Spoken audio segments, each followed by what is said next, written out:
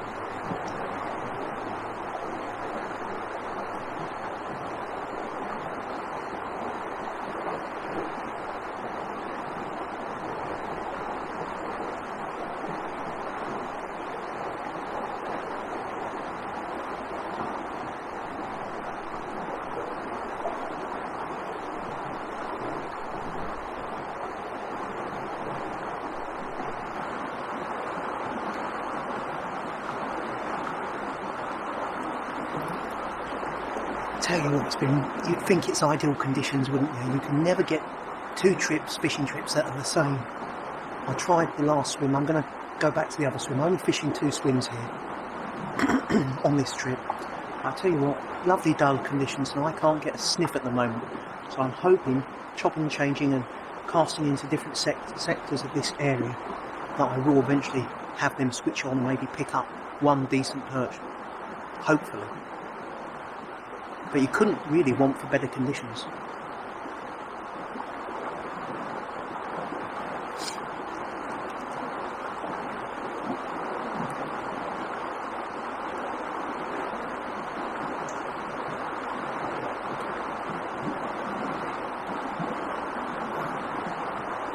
Lovely feature here, though. I mean, it's a lovely slack.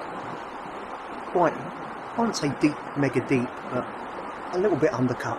Nice margin. The question is, are the perch willing on this particular occasion?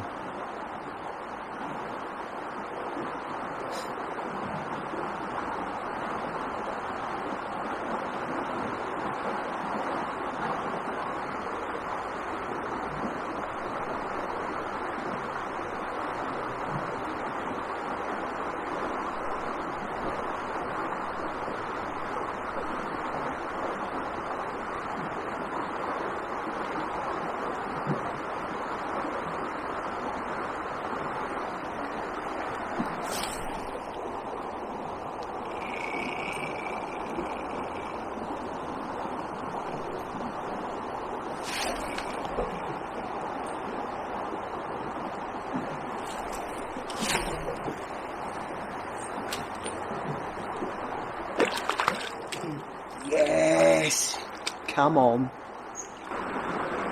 Well, how's about that for a porker? Ooh. Trying the other swim, can't get them to feed at the moment. I did think to myself I'll come back down and it'll be a case of scratching about and can't find them feeding, but moved into this area, tried this area which is just below the other spot, and you've got nice little slacks, nooks and crannies, get a better angle on, and what a take, what a lovely looking perch. Really happy with this. Mint condition, stunning fish. Let's get it slipped back, see if we can pick out a few more. But if this is the only one of this short trip, yeah, I'm a happy bunny. Brilliant, absolutely corking. What a fish.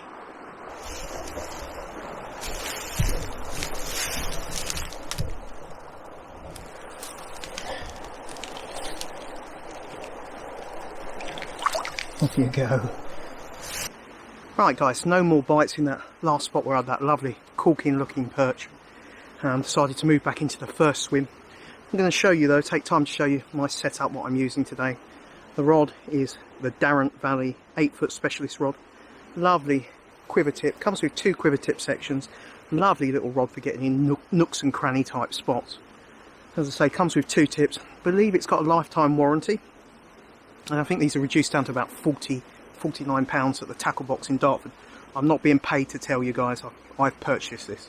Been using it for the last 2 seasons, and I tell you what, as you've seen on my other videos, I absolutely adore it.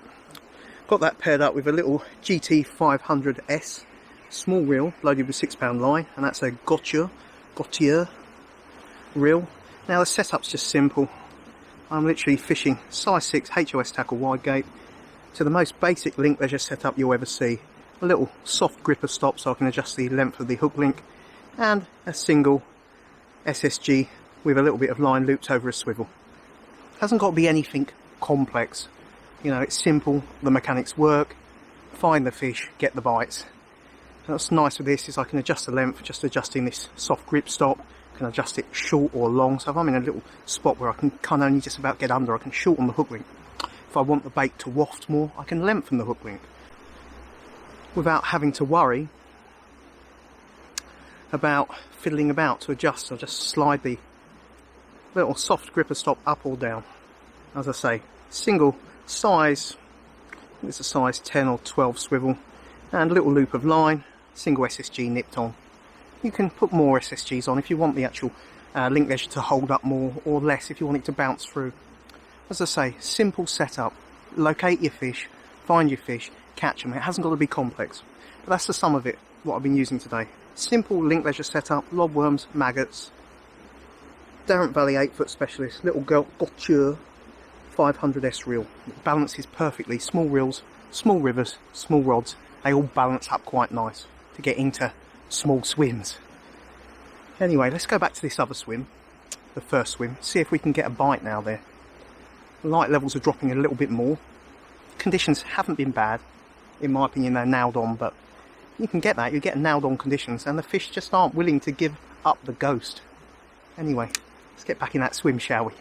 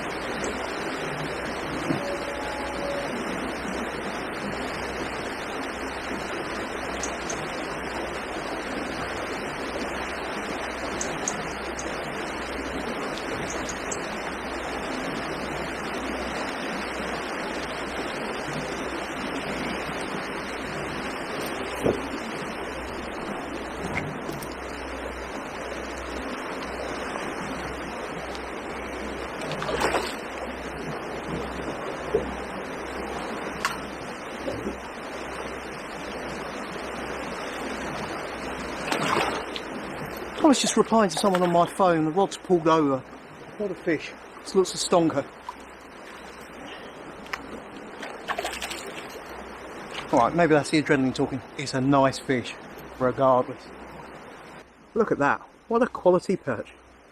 Lovely, Lovely, lovely trip. Good conditions, but they've only just really started playing ball, but they've both been good fish. And this is no exception. Pull myself back. What a beauty. What an absolute wonderful stripy saurus.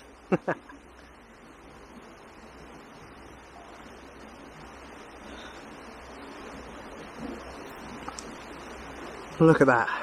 Just take a look at that. What a lovely sergeant, and what a shoulder it's got. It's in mint condition. Let's keep it that way. Let's get it slipped back. One last look. What a splendid sergeant. Off you go.